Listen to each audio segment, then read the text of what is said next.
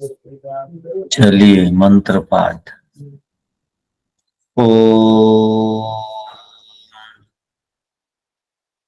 सहना भवतु सहनौ भुनक्तु सह वीर्यं करवावहै तेजस्विनावधीतमस्तु मा विद्विषावहै। ओम शांति शांति शांति।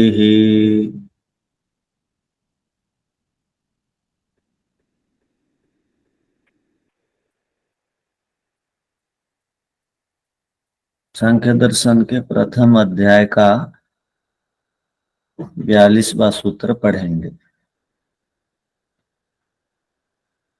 इससे पहले का सूत्र था पूर्वभावी मात्रे न नियमः। कोई प्रथम होने मात्र से बाद वाले पदार्थ का कारण नहीं बन जाता। और आपके मत में प्रथम हुआ जो पदार्थ है वो समाप्त भी हो चुका है, अतः वह दूसरे बाद वाले पदार्थों का कारण नहीं बन सकता। यदि प्रथम होने वाले ही पदार्थ दूसरे बाद वाले पदार्थों के कारण बनेंगे तो बड़ी बड़ी आपत्ति आएगी, क्योंकि वस्त्र से पहले सुवर्ण है तो सुवर्ण वस्त्र का कारण मान लिया जाए। मिट्टी पहले है वो वस्त्र का मिट्टी को भी कारण मान लिया जाए। तो ये दोष आने से आपका मत ठीक नहीं। और क्षणिकवाद में आत्मा का बंध का कारण वह प्रभा से अनादि सकाम कर्म कर्म नहीं हो सकते, क्योंकि आप किसी को भी अनादि नहीं मानते हो, क्षणिक मानते हो। तो वो बंधन का कारण किस प्रकार होंगे, ये सूत्र 41, वहां 42 लिख दिया, उसको सुधार के 41 लिख देंगे। सूत्र संख्या पीछे का पाठ में से किसी को पूछना है क्या? प्रणाम आचार्य जी। नमस्ते, बोलिए। नमस्ते आचार्य जी, ये दूध से दही बनना, ये जो उदाहरण ये क्षणिकवादी का है ना सांख्यवादी का है? दूध की सत्ता मानते हैं तब तो दही बनेगा। तो ये हमारा है। हमारा है। तब तो दही से दूध आ सकता है क्या?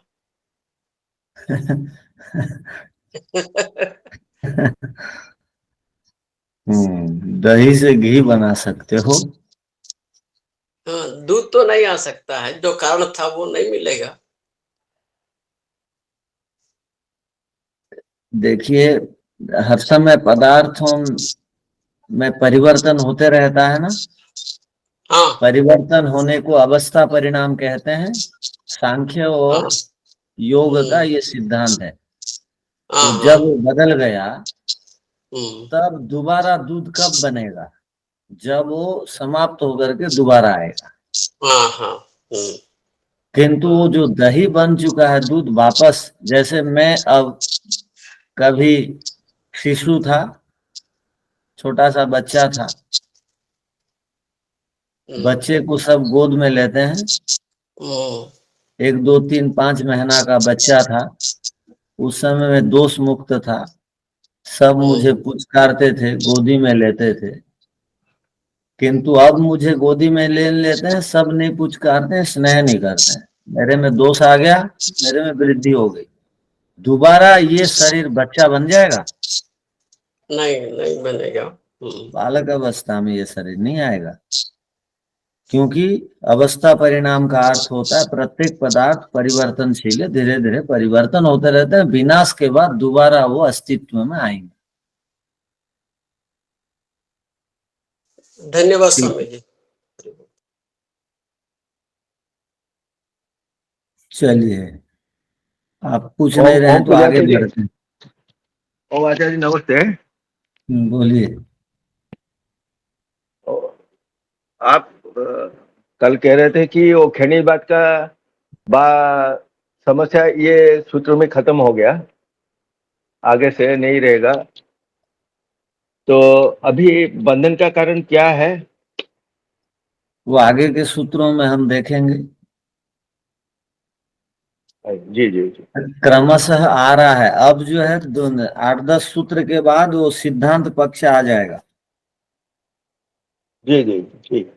तो आपको पूरी जानकारी शास्त्र की मिलेगी आपको, क्योंकि कुछ मतवादी हैं जो बीच बीच में विघ्न डालते हैं। तो यहाँ पर भी एक विघ्न आया था, उसका समाधान कर रहे हैं। तो क्षणिक वाद समाप्त हुआ, अब एक नया वाद आया जिसको विज्ञानवाद कहते हैं। इसको भी समझने का प्रयत्न करिए आप लोग। अब विज्ञानवाद का खंडन किया जाएगा। निरस्यते माने खंडन किया जाता है। विज्ञानवाद है क्या? विज्ञानवाद का अर्थ होता है पदार्थ कोई नहीं होता, पदार्थ का केवल ज्ञान मात्र होता है। तथापि आप पदार्थ वस्तु को मानते हो, ये आपका भ्रम है। ये आपका भ्रम है। ये केवल आप ऐसा मान लेते हो, अध्यास कर लेते हो, आप ऐसे मान लेते हो, मिथ्या भ्रम पालते हो। किंतु प्रत्येक वस्तु का अपना स्वरूप नहीं है, केवल ज्ञान मात्र होता है। वस्तु पदार्थ द्रव्य कुछ नहीं, केवल ज्ञान ही ज्ञान होता है। ये जो आप पंखा देख रहे हो, पंखा का ज्ञान हो रहा है, थोड़ी पंखा आपके आंख में घुस रहा है। आप जो तो केवल ज्ञान हो रहा है, उनका कहना। कोई भी वस्तु, आप लकड़ी देख रहे हो, लकड़ी का ज्ञान हो रहा है। गाड़ी देख रहे हो, गाड़ी का ज्ञान हो रहा है। वो शरीर में गाड़ी नहीं घुस रही, लकड़ी नहीं घुस रही, पंखा नहीं घुस रहा। तो केवल ज्ञान मात्र होता है, नॉलेज होता है। अर्थात वस्तु का कोई अस्तित्व नहीं, एक द्रव्य पदार्थ वस्तु नहीं है। किंतु नियम क्या कहता है उसको भी आप जान लीजिए। हमारा नियम क्या है? वस्तु भी होती है, उसका गुण भी होता है। हर एक वस्तु का गुण है। आप गृहस्थी हैं मान लीजिए, तो गृहस्थियों का एक गुण है, धर्म है। गुण माने धर्म। ब्रह्मचारी हैं तो उनका एक धर्म है। ब्रह्मचारी एक अवस्था का नाम है, वस्तु का नाम है मान लीजिए, उसमें एक गुण है। लकड़ी एक वस्तु है, उसमें गुण है, वो जलती है, उसके विभिन्न गुण हैं। वो उसको नाव भी बना देते हैं, उसको किवाड़ भी बना देते हैं, उसमें ये सारे गुण हैं। तो प्रत्येक पदार्थ भी अपना अस्तित्व रखता है, उसका अपना गुण अलग से होता है। अग्नि का स्वरूप अलग है, उसका गुण अलग है। तो ये हर एक पदार्थ में गुण भी और उसकी सत्ता भी हम लोग देखते हैं। तो किंतु विज्ञानवादी कहता है कि कुछ नहीं है, पदार्थ पदार्थ कुछ नहीं होता है, वस्तु वस्तु कुछ नहीं होती है। आप क्यों खामखा परेशान हो रहे हो? आप क्यों बंधन को ढूंढ रहे हो? बंधन एक वस्तु नहीं है। आप मोक्ष के पीछे क्यों चक्कर काट रहे हो? मोक्ष नहीं ही है, कुछ भी नहीं। आत्मा आत्मा क्यों बोल रहे हो? आत्मा की सत्ता है नहीं, केवल ज्ञान मात्र है। ज्ञान मात्र है माने ज्ञान मात्र है बोलने से समझ रहे हैं? हाँ हाँ। तो ज्ञान से अतिरिक्त और कुछ भी नहीं है। विज्ञान से भिन्न कुछ भी नहीं है सृष्टि में। जो कुछ भी है वो ज्ञान मात्र है। यदि हम ज्ञान मात्र मानेंगे तो यहाँ प्रश्न भी है, उत्तर भी है सूत्र में। न विज्ञान मात्रम बाह्य प्रतीत। देखिए उसने कहा सब कुछ विज्ञान मात्र ही है। तो सिद्धांति ने कहा बाह्य प्रतीत जो वस्तुएं बाहर दिखाई देती हैं प्रत्यक्ष प्रमाण से, वो क्या है? जो वस्तुएं दिखाई देती हैं वो क्या है? सिद्धांति कह रहा है यदि ज्ञान मात्र होता तो लकड़ी केवल ज्ञान मात्र होता, लकड़ी की सत्ता नहीं होती। तो लकड़ी का ज्ञान हो गया आत्मा को, जीवात्मा का ज्ञान हो गया आत्मा को, ईश्वर का ज्ञान हो गया आत्मा को, लकड़ी का ज्ञान हो गया आत्मा को। होने के बाद लकड़ी को तोलने से वजन नहीं होती लकड़ी, किंतु लकड़ी को तोलने से उसका वजन होता है या नहीं? वजन है, इसका मतलब है वो भार वाला एक पदार्थ है। यदि आटा ज्ञान मात्र है, रोटी ज्ञान मात्र है, तो रोटी खाने से पहले आप अपने को वजन करवाइए, रोटी खाने के बाद फिर तराजू में बैठिए। रोटी खाने के बाद फिर तराजू में बैठिए, वजन बढ़ेगा या नहीं? खाने के बाद वजन बढ़ता है? बढ़ता है या नहीं मानते हैं? बढ़ता नहीं है, बढ़ता है, बढ़ता है। आप एक दिन में, आपको पता है एक दिन में आप सुख भोगने के लिए कितनी आत्माओं की सहायता लेते हैं पता है? लगभग 10,000 के लगभग आत्माओं की आप सहायता लेते हैं। तो यदि 15,000 के लगभग आत्माओं को डेली जीवन में सुख नहीं देंगे तो आपका पुण्य कम होगा, पाप बढ़ेगा। अब आप बोलेंगे कैसे? बताऊं कैसे? तो आप मान लीजिए एक दिन में कितना ग्राम गेहूं चावल खाते होंगे, दाल सब्जी फल रस चाय आदि कितने ग्राम तक आप खाते पीते होंगे? डेली जीवन में आप चावल 100 ग्राम के लगभग खाते होंगे, नहीं खाते हैं तो मान लीजिए 50 ग्राम खाते हैं। इधर के लोग उड़ीसा आदि में 100-200 ग्राम तक खाते हैं। तो आप लोग चावल कम खाते हैं, तो रोटी खाते हैं, सब्जी तो खाते ही हैं। तो एक एक सब्जी के पेड़ में कितने फल लगते हैं? और गेहूं के कितने फल लगते हैं? कितने गेहूं के पेड़ में 50 ग्राम गेहूं बन के तैयार होता होगा? आप यदि किसान परिवार से हैं तो बताइए 50 ग्राम आटा कितने गेहूं पेड़ से आता होगा?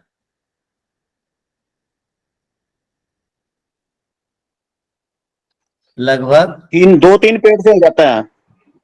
नहीं तो हाँ जी, एक मुट्ठी आटा जो है वो जो 50 एक उसका हाँ 50 ग्राम जो गेहूं है ना आचार्य श्री, वो एक जो पौधा जो फैल कर बनता है उसके 8-10 वो होते हैं, तो उससे जो है वो तैयार हो जाता है। एक पौधे में एक बाल होती है, 2-3 कांजियां नहीं, एक बाल नहीं, एक दाना जब डालते हैं उससे एक पौधा निकलता है और उससे अनेक पौधे उसके साथ निकल जाते हैं, उसकी मैं बात कर रहा हूँ। ठीक है, नहीं मैं जो बोल रहा हूं अब समझिए, अब आप मत बोलिए। मैं बोल रहा हूं लगभग 100 ग्राम दैनिक जीवन में हम कितना ग्राम खाते होंगे चावल आटा दाल मिला करके? लगभग पूरे दिन में आधा किलो के करीब खा लेते हैं। हाँ ठीक है, आधा किलो खाते हैं तो आधा किलो में लगभग 100 पेड़ के आप भोजन करते हैं। 100 से 150 पेड़ अर्थात 100 से 150 जीवात्माएं, 100 से 150 जीवात्माएं वो पेड़ों में है। और उसके बाद आप कई फलों के रस पी जाते हैं, फिर बादाम किशमिश खाते हैं, फिर वो चाय पीते हैं। हाँ आचार्य जी, एक पेड़ है तो उसमें आत्मा एक ही होगी ना? हाँ जी, एक पेड़ में एक आत्मा, एक पेड़ में एक आत्मा। एक आत्मा। हाँ, तो 500 ग्राम भोजन के लिए आपको कितने पेड़ काटने पड़ेंगे गेहूं के, चावल के? लगभग कम से 100 कम 150 पेड़, 100 150 पेड़ काटने पड़ेंगे। तो 100 150 पेड़ को बनने के लिए कितना दिन लग गया? गेहूं को कम से कम 90 दिन से 120 दिन, 4 चावल महीने, 4 हाँ महीने, जी, 4 महीने। 4 महीना का मतलब हो गया 120 दिन। तो 120 दिन एक पेड़ आपके लिए खड़ा रहता है, आत्मा आपको सुख देने के लिए 120 दिन एक आत्मा खड़ी रहती है, और आप एक दिन में उसको खा जाते हैं। तो आपको सुख देने के लिए कितनी आत्माएं कष्ट भोगी। तो इतने आत्माओं को कष्ट मिला तो बदले में आपको सुख मिला। तो आप यदि सुख लेते हैं, मान लीजिए आप यदि सुख लेते हैं तो आपका पुण्य कम हो रहा है। आप यदि दूसरों के लिए सुख देते हैं तो आपका पुण्य बढ़ता है। तो कितनी आत्माएं आपके लिए लगी हुई हैं, तो आप उतनी आत्माओं के लिए दैनिक जीवन में नहीं लगेंगे तो क्षणिकवाद को मानेंगे तो कुछ करने की आवश्यकता नहीं है। इसलिए बीच में इसलिए बीच में लोग जो है विभिन्न वाद को ले आए कि उनको पाप पुण्य ही ना लगे। तो इसलिए ये सारे वाद आ गए। हम स्थिरवाद वाले हैं, स्थायित्व को मानने वाले हैं। तो हम डेली, तो ये तो हो गया कि खाने पीने की चीज, फिर पीने की पानी, उसमें कितने बैक्टीरिया हैं, कितने जीवाणु हैं, कितने क्या हैं। आप फिर पैदल चलते हैं, कितने जीवात्मा है आपके पैर के नीचे आकर के वो प्राण त्याग करते हैं। इस प्रकार डेली जीवन में आप हजारों जीवात्माओं को कष्ट देते हैं, तब एक दिन का 24 घंटा व्यतीत होता है।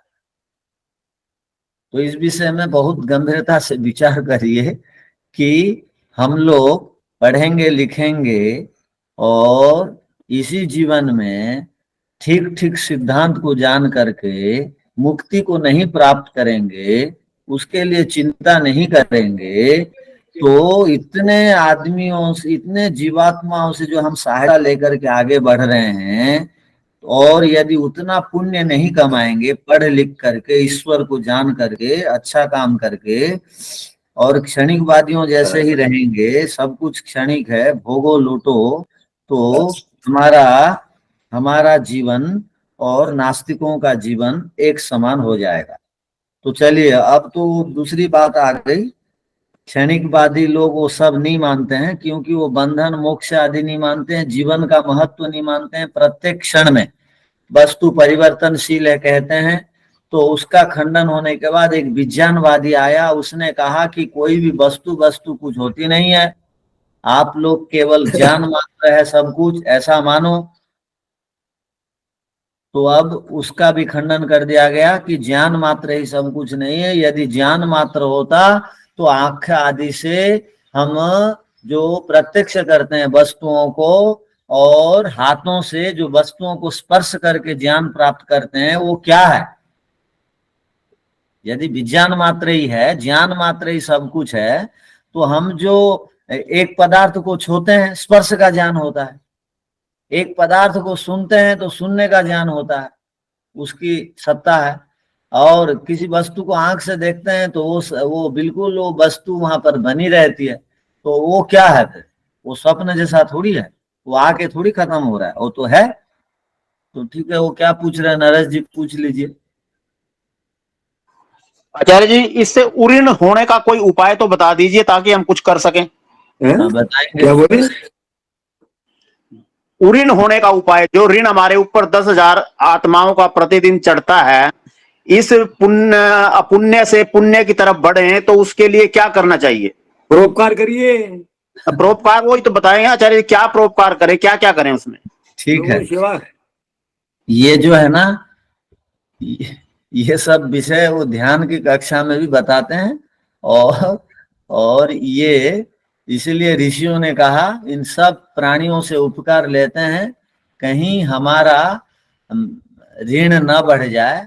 वो ऋण मुक्त होने के लिए उन्होंने 5 महायज्ञों का विधान किया है। अब बहुत बहुत सारा काम 5 महायज्ञों को करने से हो जाता है समाधान, ये किंतु सात्विकता से ऋषि सिद्धांत के अनुसार 5 यज्ञों का अनुष्ठान करेंगे तो उसको विस्तार से एक दिन बताएंगे, वो विषय आएगा। केवल वो क्षणिकवादी विज्ञानवादी जो बोलते हैं कुछ नहीं है कुछ नहीं है, उसको बताने के लिए ये बात बता दिए, उसको विस्तार से बताएंगे। ठीक है। और क्या पूछ रहे हैं सोमनाथ भाई?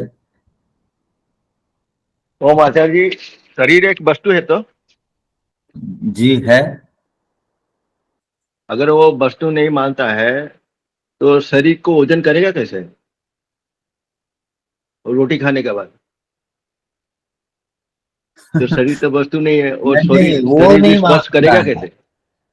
वो नहीं मानता है, किंतु हमारा सिद्धांत मानने का है। तो उसका सिद्धांत यह है, केवल हमको अब उसका सिद्धांत जानने के लिए ये बोल रहे हैं। वो मान लो शरीर का ज्ञान मात्र होता है बोल दिया, ठीक है मान लिया हम, किंतु शरीर जैसा है वो ज्ञान मात्र हुआ, वो बोल दिया। तो हमने कहा शरीर ज्ञान मात्र होता तो रोटी खाने के बाद शरीर का वजन नहीं बढ़ता, ज्ञान मात्र होता तो उसमें उतार चढ़ाव नहीं होता, किंतु उतार चढ़ाव होता है, इसका मतलब वस्तु है। अब सूत्र का अर्थ लिख लीजिए, हर वस्तु ज्ञान मात्र है। शरीर, गाड़ी, दीवार आदि कोई चीज नहीं,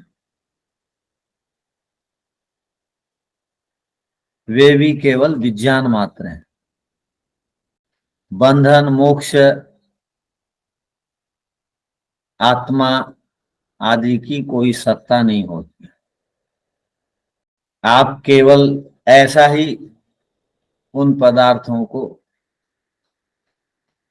भ्रम के कारण मानते हैं।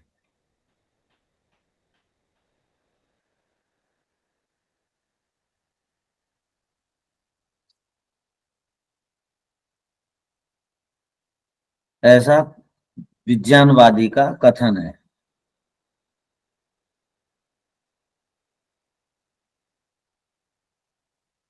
सिद्धांती उसका उत्तर देते हुए कहता है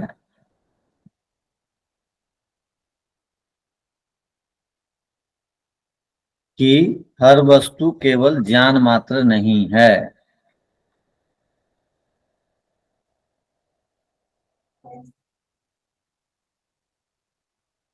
क्योंकि बाहर के पदार्थों की प्रतीति होने से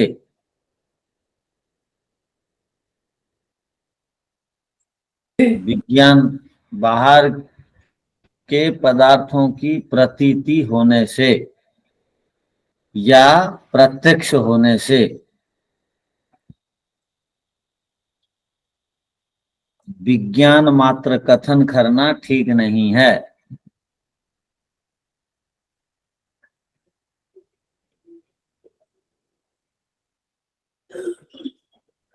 और भी हम पदार्थों का अस्तित्व का बोध करते हैं, हम प्रत्येक पदार्थ के अस्तित्वों का बोध करते हैं।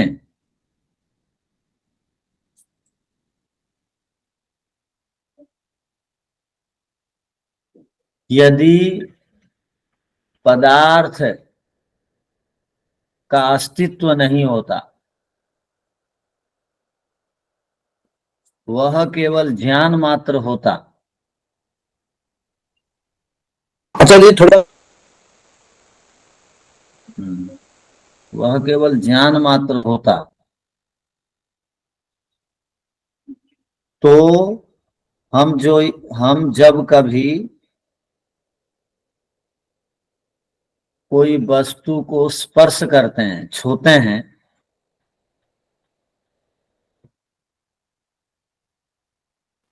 स्वामी जी केवल ज्ञान मात्र होता तो हम कभी कोई वस्तु को स्पर्श करते हैं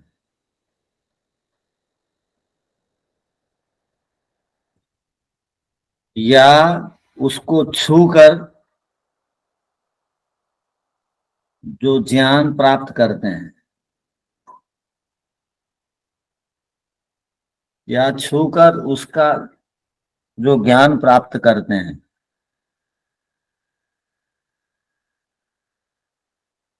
उससे स्पर्श का ज्ञान होना नहीं चाहिए था,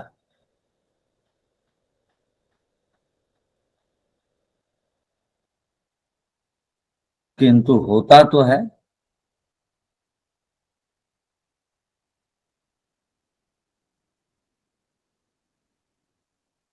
अतः विज्ञान मात्र कथन करना ठीक नहीं है।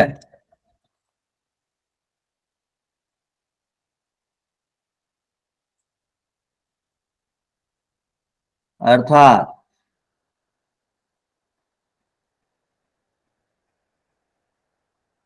संसार में केवल ज्ञान मात्र ही नहीं है,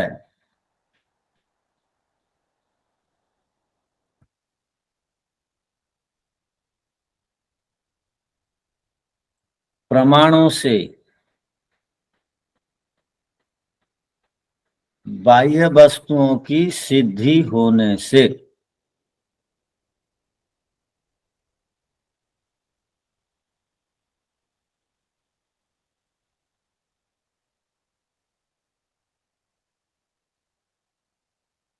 यहाँ क्षणिकवादी, यहाँ विज्ञानवादी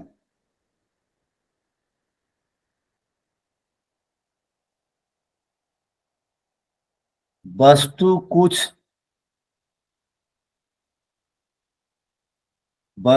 कुछ नहीं है, केवल ज्ञान ही है।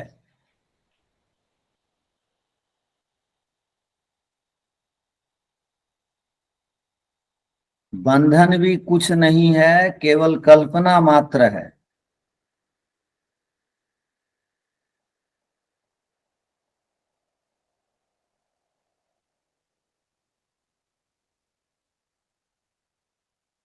मुक्ति कुछ नहीं होती, केवल भ्रम है।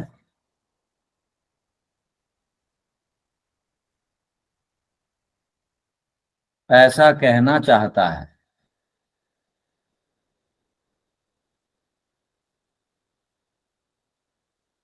किंतु सिद्धांती उससे कहता है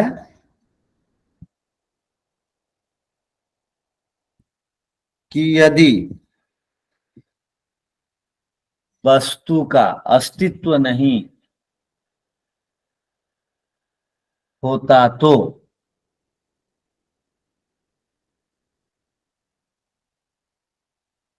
हम जब कभी दीवार आदि से टकराते हैं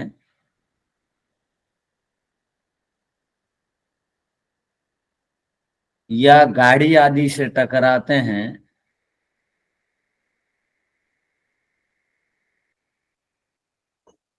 तो हमें चोट नहीं लगनी चाहिए थी,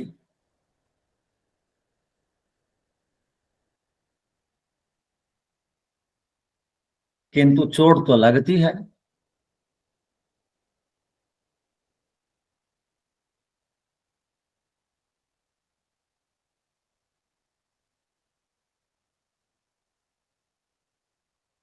भोजन करने से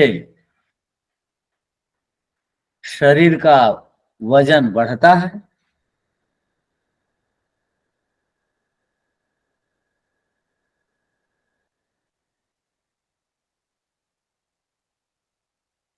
चाकू आदि से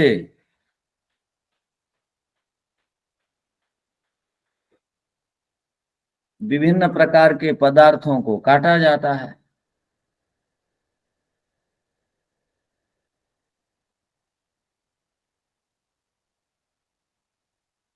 यदि वस्तुओं का ज्ञान मात्र ही को मानेंगे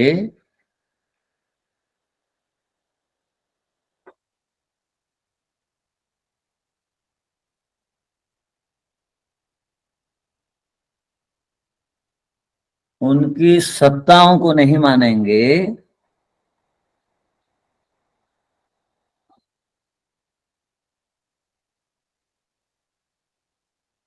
तो व्यवहार काल में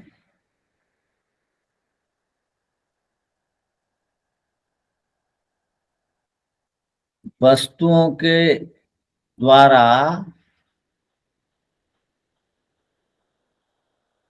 होने वाले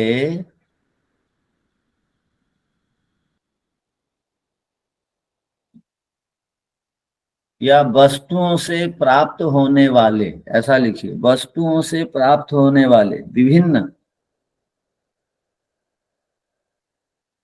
विकारों से हम युक्त नहीं होते।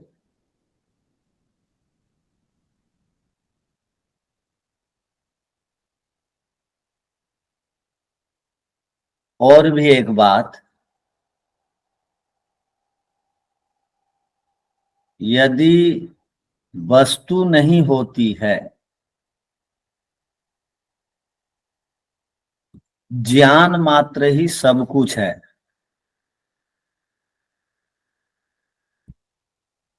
इस सिद्धांत को मानने पर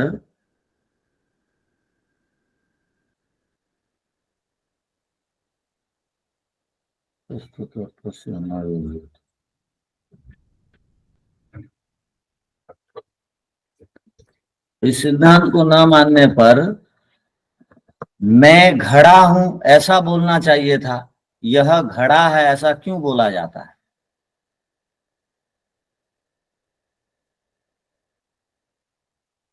मैं घड़ा हूं, मैं घड़ा हूं, मैं चक्कू हूं, मैं पंखा हूं, ऐसा बोलना चाहिए। यह घड़ा है, यह पंखा है, यह चक्कू है, ऐसा क्यों बोला जाता है?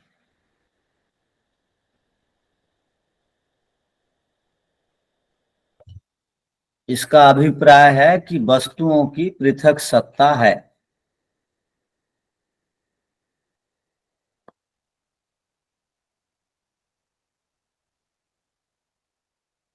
केवल वस्तुओं का ज्ञान मात्र ही होता है, यह कथन ठीक नहीं।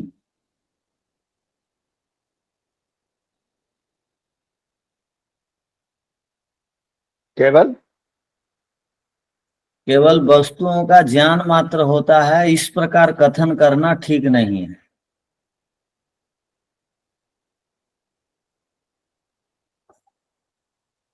अब सूत्र का देखिए भाष्य।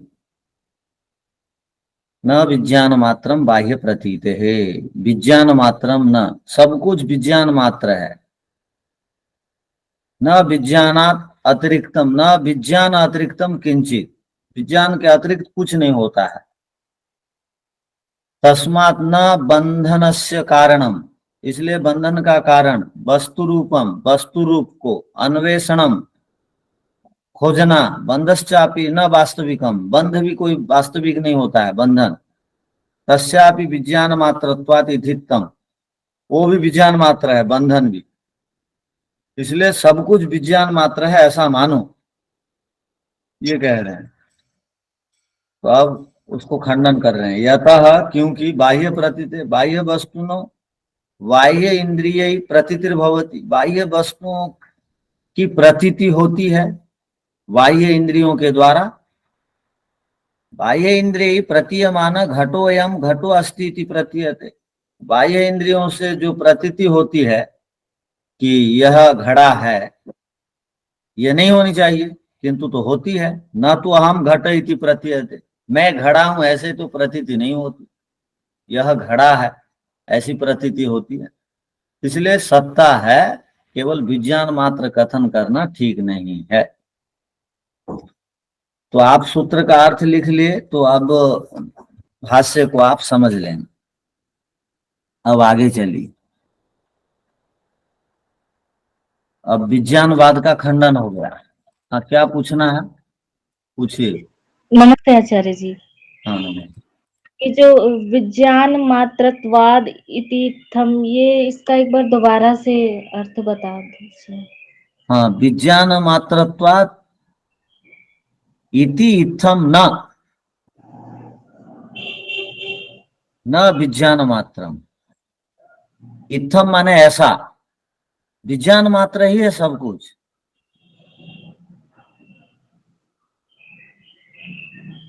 विज्ञान मात्र ही है सब कुछ। माने वास्तविकता कुछ नहीं है, विज्ञान मात्र ही सब कुछ है,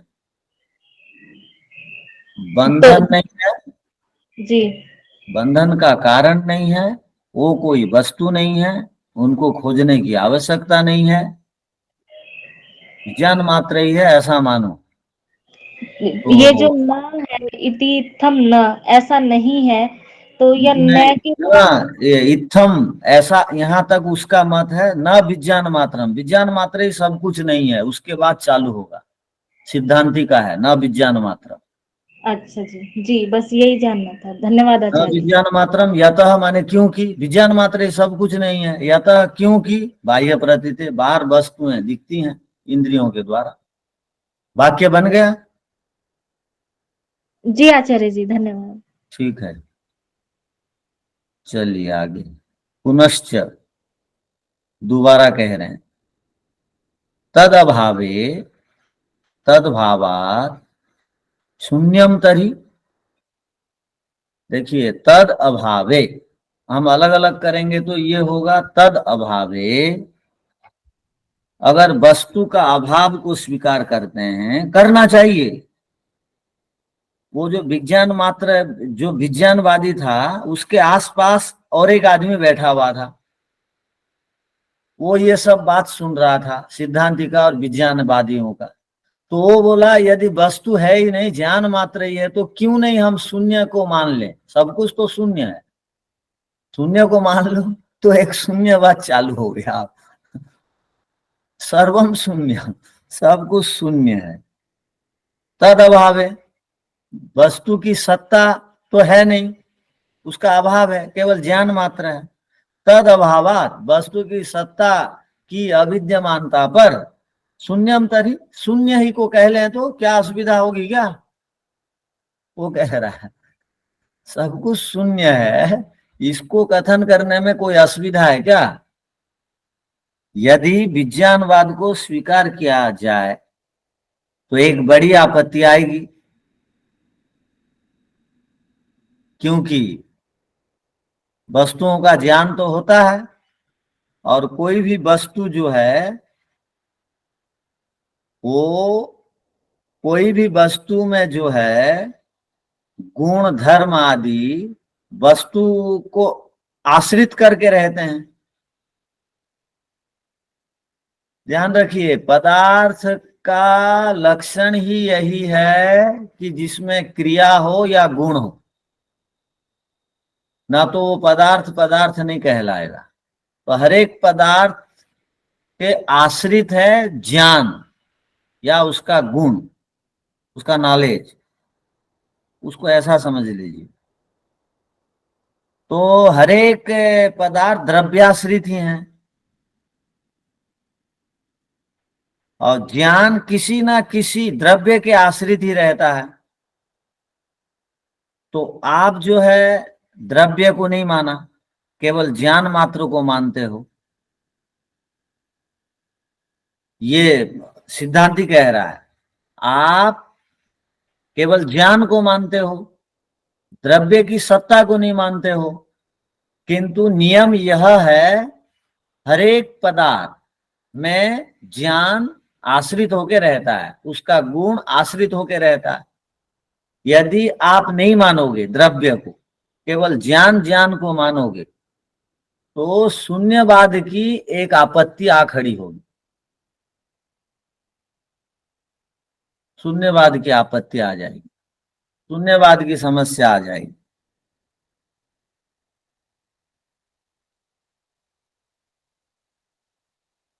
जो बाहर पदार्थ दिखाई देते हैं उनको आप तो स्वीकार नहीं करते हो,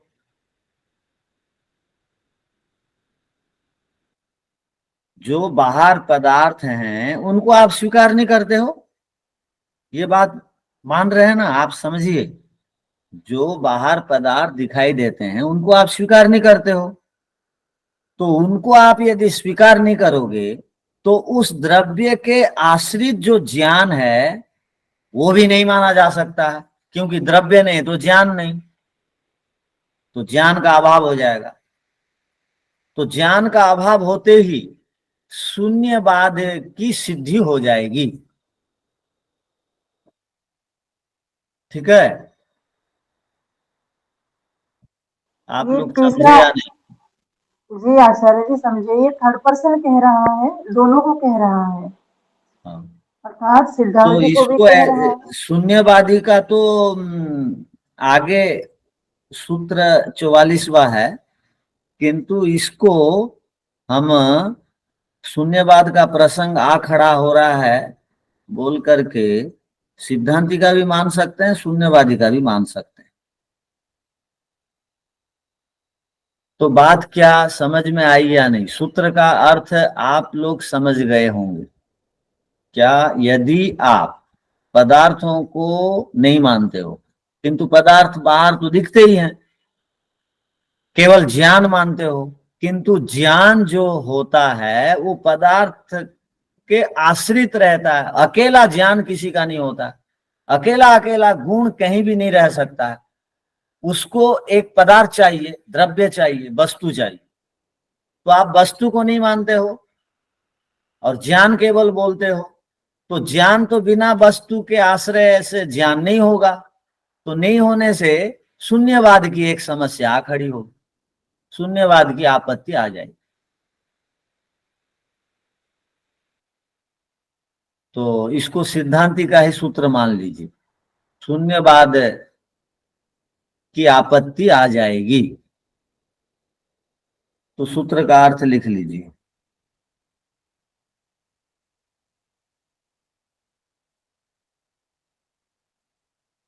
यदि विज्ञानवाद को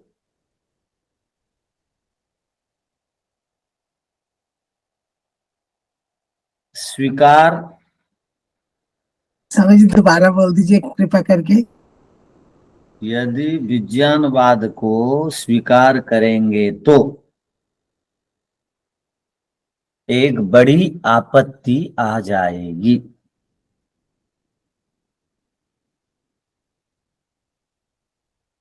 क्योंकि ज्ञान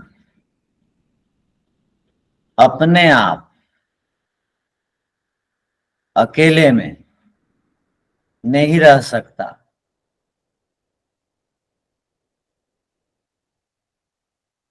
उस ज्ञान को एक पदार्थ का आश्रय चाहिए होता है।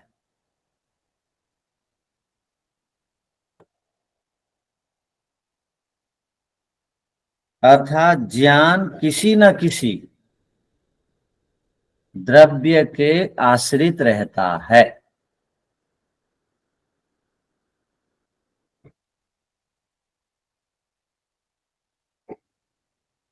आपने तो द्रव्य को माना नहीं,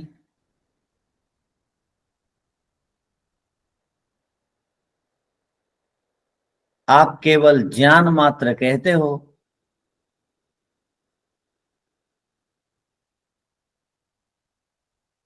इससे तो शून्यवाद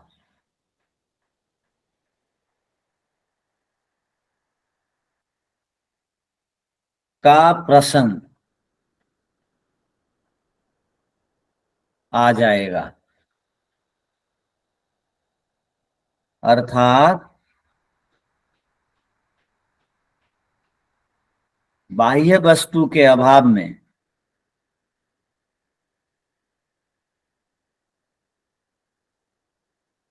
विज्ञान का भी अभाव हो जाएगा।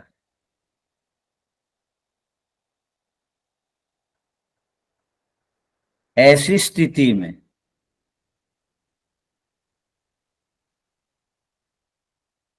सब कुछ का अभाव होने से, ऐसी स्थिति में सब कुछ का अभाव हो जाने से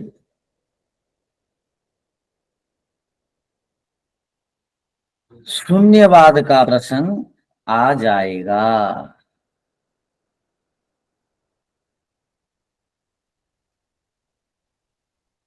अतः विज्ञानवाद ठीक नहीं है।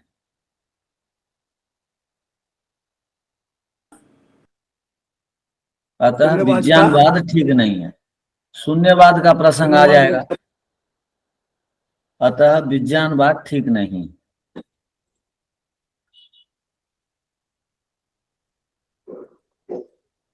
तो ठीक है, इस सूत्र को देख लेंगे आगे।